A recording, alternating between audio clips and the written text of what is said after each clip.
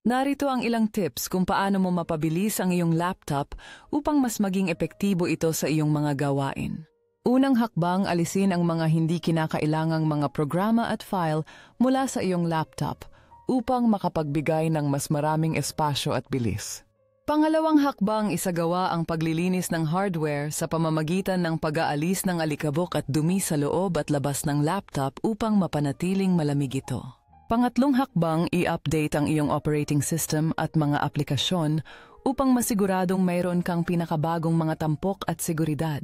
Pangapat na hakbang, isaalang-alang ang pagdaragdag ng mas maraming RAM upang mapabuti ang multitasking at bilis ng iyong laptop.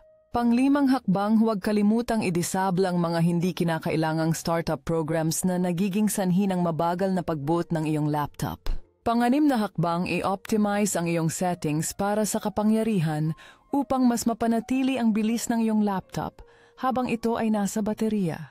Pangpitong hakbang, isagawa ang regular na maintenance tulad ng disk cleanup at defragmentation upang mapanatili ang pagganap ng iyong laptop. Pangwalong hakbang, gumamit ng cooling pads at i-configure ang iyong laptop sa performance mode upang maiwasan ang overheat at mapanatili ang mataas na bilis. Pangsyam na hakbang, i-install ang mga anti-malware program at panatilihing updated ang iyong seguridad upang maiwasan ang mga komplikasyon sa pagganap. Pangsampung hakbang, gumamit ng mga optimization tools na makakatulong sa iyong laptop na tumakbo ng mas mabilis at mas efficient para sa lahat ng iyong gawain. Sa wakas, maranasan ang mga benepisyo ng iyong mga pagsisikap sa pamamagitan ng mas mabilis na pagganap at mas mataas na produktibidad mula sa iyong laptop.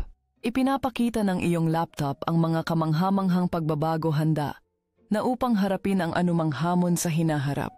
Ngayon, maipagmamalaki mong mayroon kang isang laptop na mahusay at handang umangkop sa iyong mga pangangailangan.